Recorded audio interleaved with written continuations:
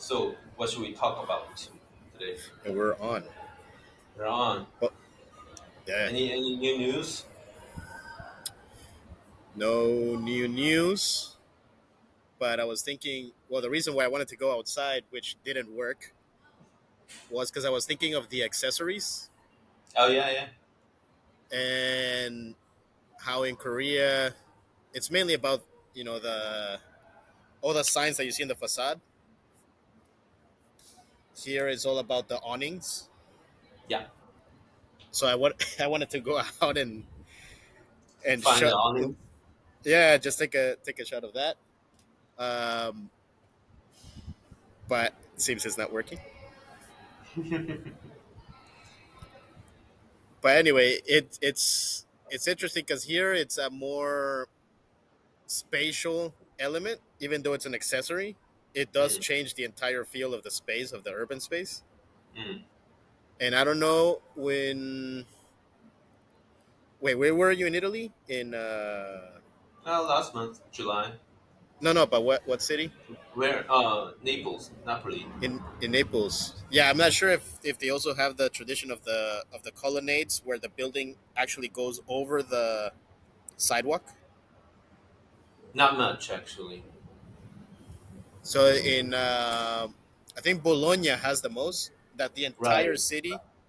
Hmm. the entire city is the sidewalks are covered by the building, Right. which I think would make sense more to think of it as a topology, as a massing rather than an accessory. Hmm. Just a little awning. That's it. That's Right. my thought. That's all I No. was thinking about. So I mean, I haven't been to Bologna, but I know that Bologna has a lot of colonnades. But if if I mean all these let's say typologies are related to the culture as well as climate, then my question is why don't other cities in Italy show that many colonnades? I mean there are Yeah, some, but not as much.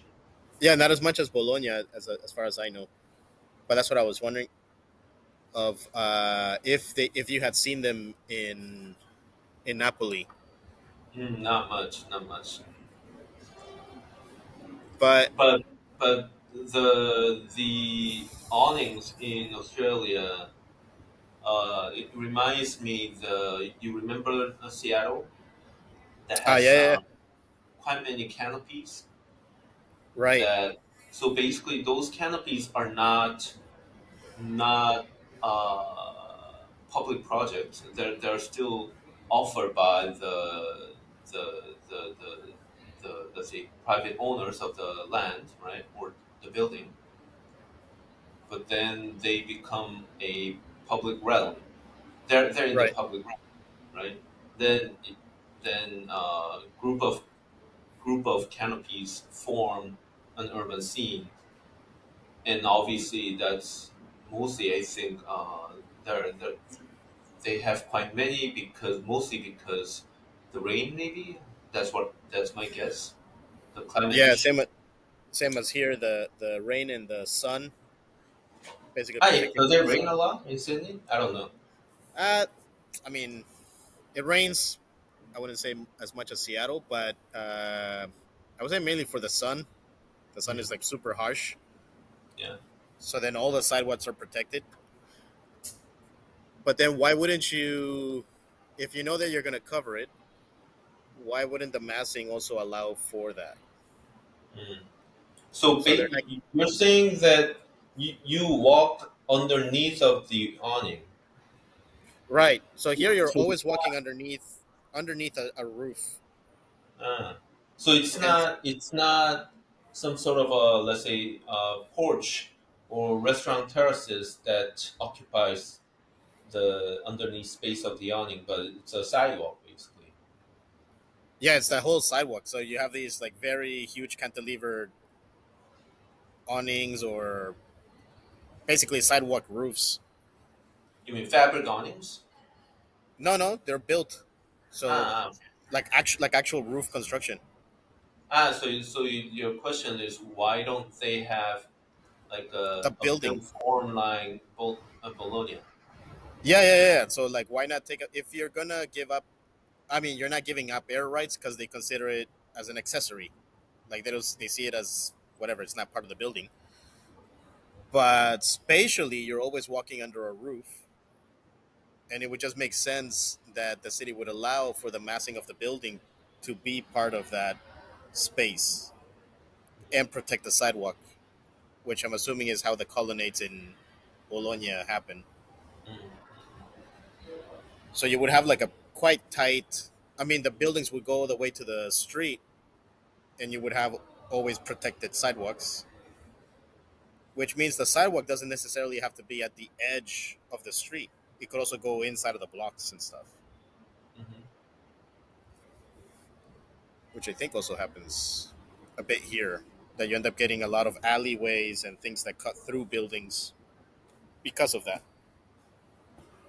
Oh yeah, I remember that in Melbourne there are some little lanes that they Ah, call yeah, them. yeah, I don't know whether you're talking about the same thing, yeah. I think in but Melbourne there's more of those alleys, like just alleys that they make into kind of galleries with cafes and stuff. I think we are talking about a place that we don't know well, right?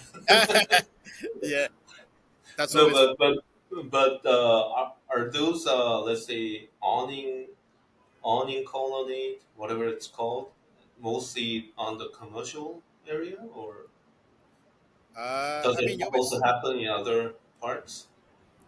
I mean, mainly on main streets where there is pedestrian activity. Like you wouldn't see it in the suburbs. Actually, in the suburbs, you would see it on the main street. Mm. Like there's like main streets like in the U.S. Like like you have like town and then the actual main street, like where the town center is. So it's a Hmm. similar composition that you have the main street, and then those main streets also have the awnings. So it's a very Ah, yeah. I'm looking into some of the, let's say, streets in the on the Google, but so it's now very I know what you're saying. So like it, it can be, I mean, either canopy or awning. yeah, Depends yeah, on yeah, how yeah. It can be you design. fabric. It could be like an actual part of the building. It could be like a more solid construction system than just the Hmm. fabric. Hmm.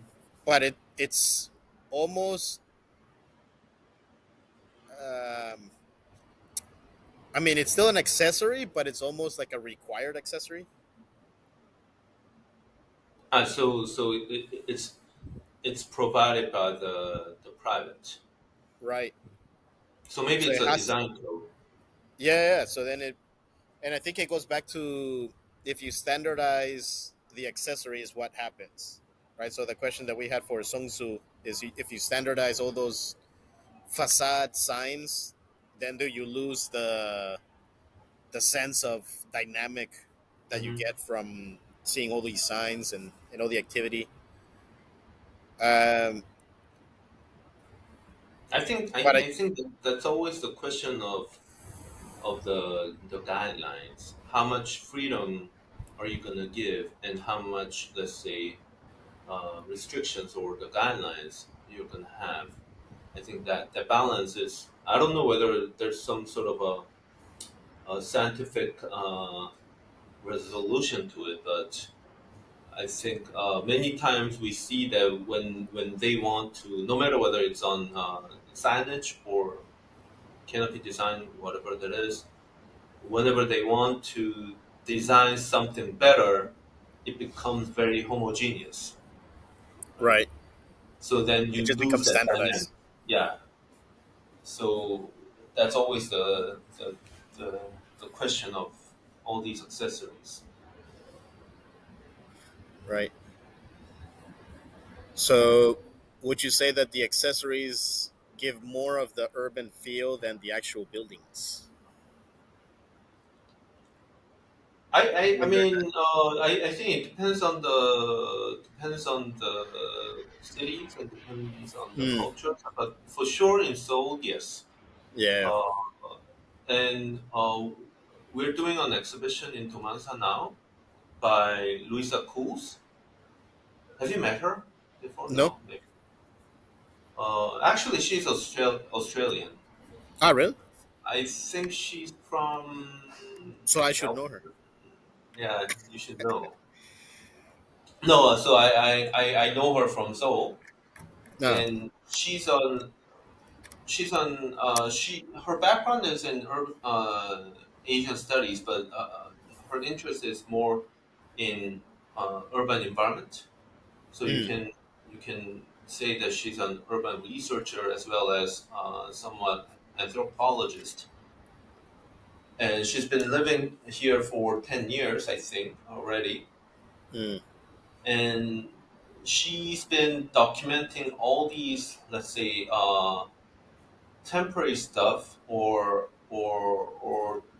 non-rigid stuff like those let's say chair on the streets or all these let's say either trashes or even temporary signs, all these, right? mm, So she's showing that in Tomanza.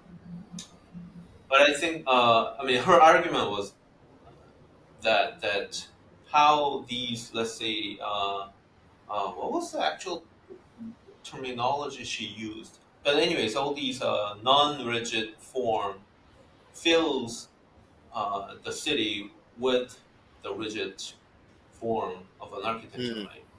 So basically, the especially cities like cities in Korea, I think it's both that these built environments plus we call it accessories, and maybe some others will call it some other. They'll use some other words, but it's basically both that makes the mm, urban scene. But we know that architects don't want to deal with that part, the other part. We just want mm, to design the building part. yeah. So what's the exhibition about, or how's it getting set up? So, can I share the screen here? No. Oh, no. Here you cannot share the screen. Uh, Interesting. Maybe you can put the camera looking at the screen. Maybe. Uh, so but so the reason or yeah the reason why I began to know her is that she was documenting all these signs written in Korean letters, Korean alphabets. But Mm-hmm. then, so I kind of knew her. But then her interest and research was going way beyond those signs. So basically, as you know, that in Seoul, you have all these, let's say, random artifacts from chair to like ladder to like plants or whatever those things on the street that you don't even know who the owners are, right? But Right. then there are quite many, right? So those are something that compose the scene as well, right? So she started to document all these things, and yeah, and even all these let's say temporary signs of 철거, the demolition site that you Mm, always write soon to be demolished type of signs. Uh, so I think so the exhibition was about that very thin layer between the city and the architecture. In a way, it's very much related to our research on accessories, but mm. more of, let's say, more object based rather than. Uh, So is it more like Borrow City? in a way, but I would say it's more. related to material culture. Mm, Borrow City is more about the public realm and the private realm, and where where the clear cut doesn't happen, right? So basically, there's that weird, let's say, zone between the public realm and the private area. mm, But so if Borrow City was about that, I think Luisa's finding is more about material culture. mm, But it is quite. I mean, all these things are very much related. Our research, Luisa's mm, exhibition, and Moto Elastico's Barrow City. I think I don't know. I mean, I'm not foreigner, but I think whenever I see those fresh perspectives on Korea or cities in Korea, they're very. I mean, they have a very kind of a old. It also have typologies in a way. mm. There are certain perspectives seeing the city. I haven't seen it, but I've heard about the book, the publication that one of the luxurious brands, maybe French brand, they published a photo archive or photo book of Korean culture. Ah, Then when when Koreans expect it, it's all gonna be like very traditional architecture, traditional like hanbok yeah, yeah. or whatever, right? But all these photos were about like all these neon signs in Chongno and all these crazy stuffs in Mm, back alleyway or something, right? So I think the way how foreigners see the city here is much more different than Solites, I'll say. mm. The soul lights, Yeah, yeah. right? Maybe that's so. Basically, the Luisa Ku's exhibition is part of the a large, let's say, exhibition series that we are doing at Tumansa. It's called Local Non-Locals. Ah, So basically, it's like localized right, non-locals, right, right. And how they perceive the right? culture or the city, or Right, because they are not a tourist. right. They're not seeing the city as an exotic, let's say, experience that they have in a, like a week visit. Mm, But basically, they do have empathy to the culture as well as efforts to understand the culture. But at the same time, that they have different perspectives. I think. mm, yeah. What else is coming up in the Mansa? The local non-locals is a trilogy exhibition. So we already did two. Mm. And then The Luis has the first one final. was final is upcoming September by Igo Bart. He's a Dutch guy, Dutch Oh. anthropologist. He's a young guy but interesting, and he's visiting. He's a YouTuber basically, actually. Ah, cool. Yeah, he's visiting every single dome Huh. in Seoul, Wow. which is quite interesting. So And what is he like from visiting every dong? What is the expectation? I don't think he has any expectation. He just wants to find a very vernacular, interesting, let's say, stories from each tone. So basically, there are 450 something tone in Seoul, Yeah. and he believes that each tone has a very unique story, Hmm. which could which is true, but at the same time, people in Seoul wouldn't do that. Even I wouldn't dare to visit every single dome. I wouldn't even try to visit every single coup. Cool, right? I haven't either, right? So Yeah, so I mean I I think that's very. Well, I don't know if it happens in every city, but like cities like Seoul that are so massive, like why would you even go to another? Yeah, even another coup when you have everything in your own area. so I think I mean I don't know whether he actually started because of that, but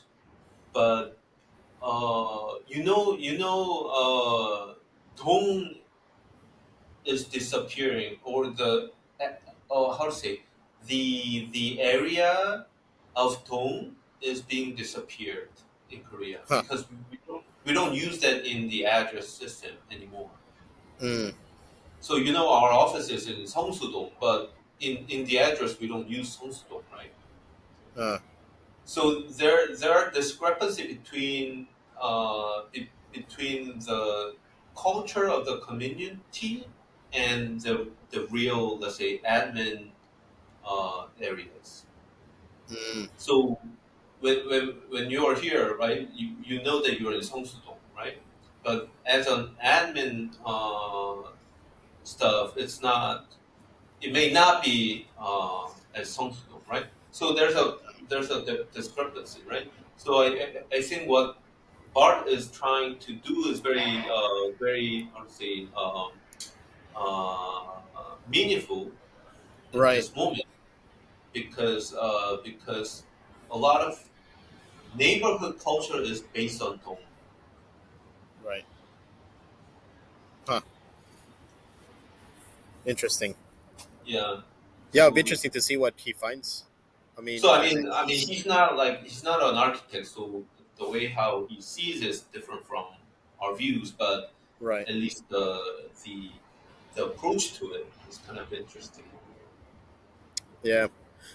I mean, from an anthropological sense, for me, what started making the sense of community or the sense of perhaps dong Hmm. is when you start getting to know, let's say, the guy at the coffee shop and the baker and Hmm. whatever, like on your path from home to work. Hmm.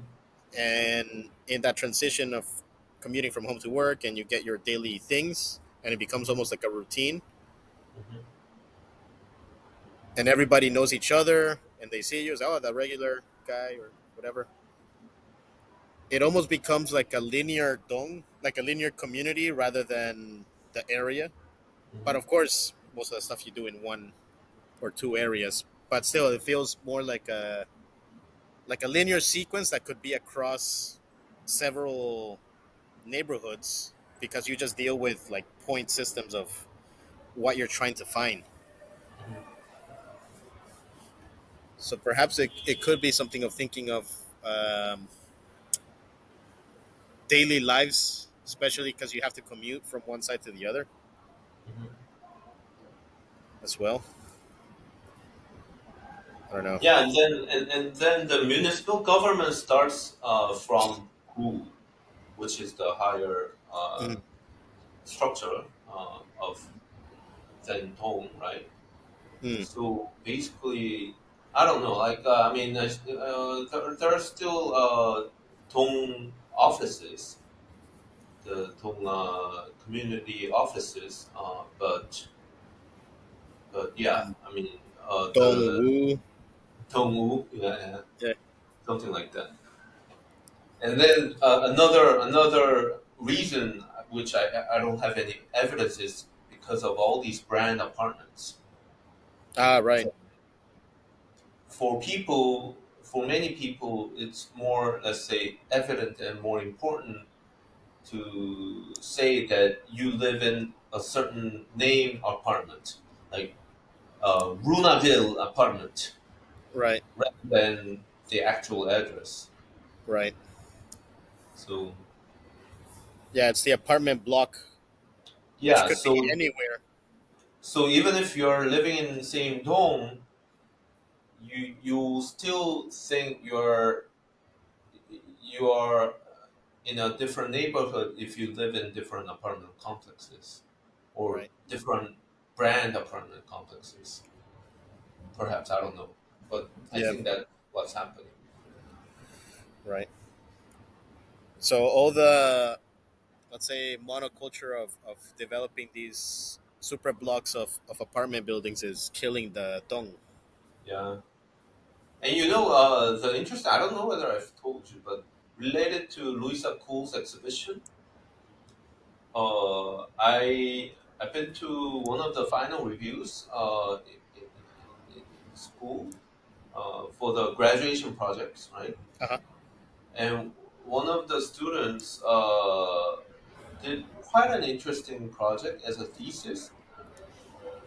And his thesis was not about designing any building or something. So from there, I loved it already. And then he organizes a survival game Okay. that he had, like, I don't know, like 10 to 20 people, volunteer people, and each of them should put whatever artifact on the street, and whichever the artifact stays there longer, whose artifact stays longer wins the game. Uh, Then he ran like 3 times or something, and from that he recorded or he analyzed the strategy of these artifacts, survival strategies basically. okay.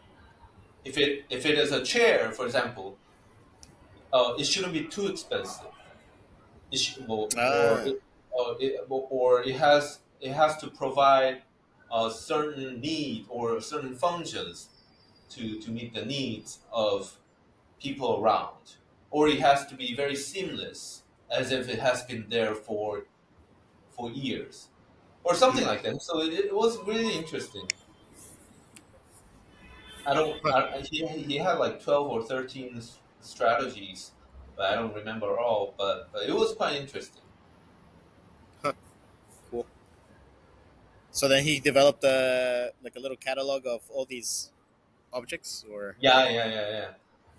The strategies catalog, and the because I found it interesting because like a couple of months ago we took out 2 chairs from our house. uh huh, and you put them outside. No, I mean to bring it to the office, Uh huh. but it didn't fit in our Uh car because huh. the car is too small. So I said, oh, maybe we'll just bring it later in the afternoons, and then we just put it on the street, expecting that we're gonna bring it back home, and then bring it back to office later, right? Right. But then in the afternoon, after we came back, the chairs are gone Oh, already. But you know how people don't steal things in Korea, right. So where not did they as go? often, right? But then I saw them. So one of the valet parking staff, Uh huh. he brought those 2 chairs to use it Asked to sit down. for them. Yeah, to sit down. And I thought it was. I mean, then I saw that thesis project a few weeks Yeah, yeah, after, so I know what he was talking about, yeah. right? So for that valet parking guy, that was not there was that's somewhat of a commons basically. Mm, It's not like owned by somebody. It's commons that you can share, right? right, right, right. So So I didn't say anything. I mean, did I you get said, your chair back or no?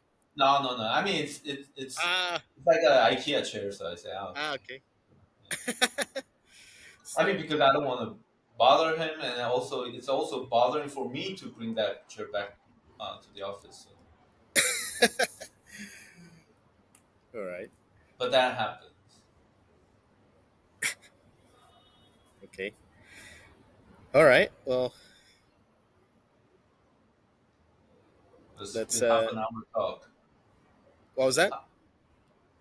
Half an hour figuring out the technical problems, and then And then rate half it an half an hour hour. speaking. Yeah. Oh, by Uh. the way, so Graham, Yeah, that's what I was gonna say. So, like, aside from the talk, not Graham, Chris. yeah, the gram.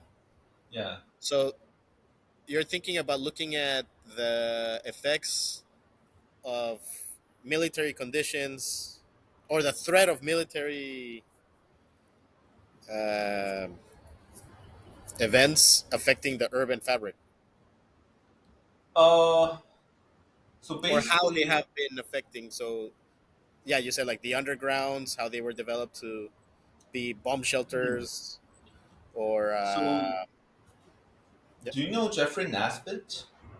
yeah, Maybe we've met him before. I think yeah, we yeah, met him during the Biennale, no? yeah. We've met him. Yeah. Anyways, so Jeffrey invited me in his a book, right? He's writing books every year, um, and so basically the whole topic was kind of similar to that thing of all these war conditions, how war conditions affects the built environment or something. So he invited like all these people from everywhere, right? Mm, So originally he asked me to write something about North Korea because he knows that yeah, there's. But then I said that, oh no, you know the soul parasite that we are working on, right, yeah. for the phenomena, Right. like that one, the semi basement was almost like a byproduct of that trauma, right? And which I don't believe it's 100% because of that war trauma, but it's related. And Right. then there's like similar to the Ulchiro underground path. There's another underground retail passage like that in Pupyeong area, Mm, close to Incheon.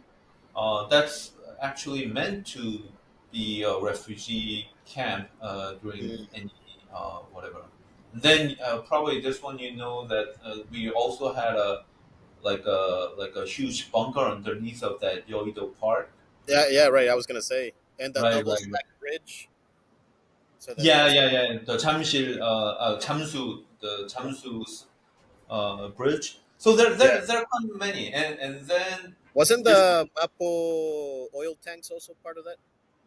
That they were originally underground and then they unearthed them, and then now they're the cultural center or whatever. That one I have to check. I don't know whether it was underground. That one I'm Yeah, not sure. I think originally they were originally underground as a military reserves of oil. I know that it was for the reserve, but I don't know whether it was underground. Mm, maybe they just had a Because fence. yeah, because the ceiling would have collapsed. Yeah, yeah. But anyways, and then we even had I haven't been there, and then they demolished most of the structure, and then using the bottom part as a memorial museum or something. But we actually had an apartment that had the first floor as a, what do you call it, the all these holes that you can put the pipes of the tanks, right? Ah, was you talking about Eugene Sanga? No, it's not Eugene Sanga. It's quite far away from Seoul. Ah, okay. But basically, on the first floor you can put tanks, and then they only Ah, have they have the, the holes for the. right. Whoa, that's crazy.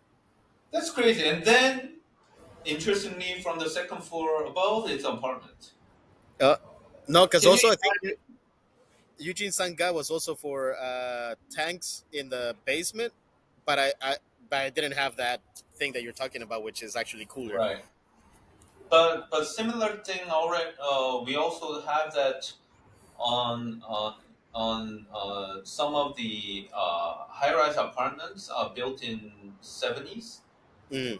that What they have like gun yeah, holes? you know, on the side walls of the apartments, they're mostly solid, right? Uh, But then some of the parts were had that those holes. oh, So basically, I don't know. I mean, my point is that my yeah. There's point a lot of those. yeah, my point was that uh, those are built based on the history or the trauma or whatever those and also the current threats that are happening. But at the same time, now they become our own thing, right? Right, And people don't even know that's based on that threats, right? right. When you go to the underground retails, people just use it because it's easy to use it, not knowing that. So it's very invisibilized Mm. in a way. It disappeared. The meaning disappeared. So I think that was Right. kind of an interesting thing, considering all these, let's say, wars that we are talking about, and for example, how Ukraine cities will be rebuilt. Maybe not the same way as it was. Maybe it will have these type of artifacts, Mm. right? But at the same time, I think it is important or it is important for these artifacts to be very seamless in the city. Mm. Otherwise, it's almost like I don't know, like you're living in the fear, right? Right. So I think there should be some kind of a balance between the preparation for the threats at the same time has to be seamless. Mm. So, what's the idea for the gram? Is it? Are you thinking of the research part of the gram, or I think for now research because I for the don't have production anything. side? Yeah, Yeah. I Yeah. don't have. Okay. I All mean, we right. still can shoot for production, but Because I think, yeah, I think for the production would be way more difficult. and I think research part is very little amount, Right. but it's more about I would say motivation and then Yeah. yeah All right. Sounds good. yeah I'm great. gonna, yeah, I'm gonna. Oh, as I told you, there's the podcast one. Yeah. I'm gonna apply here, and I can't remember if there was another one. Well, the Australia Korean Foundation that you know. Um, there's a couple that are opening up from here. Um, but yeah, for now the podcast one. Yeah. Actually, that same foundation is opening two. One is for podcast, and the other one is called International Research. No. So that one also could be something, but it's similar to the AKF that it has to be something reciprocal. Yeah. I mean, so let me know if you have good ideas on On this that one. topic. Yeah. I mean, All right. it may not be totally new from what we're doing, but I think it could be Yeah, kind of interesting. sounds cool. All right, let's think about it. We Sounds good. filled 40 minutes. Huh? We filled 40 minutes. Ah, yeah, yeah. All right. All right. Cool. Okay. See you. Bye. Bye. Oh, so Ah, no, just leave David. the browser open. So just hit the X and then just leave it there, right? Yeah, just leave it there. All right. Cool. Okay. Bye. See you.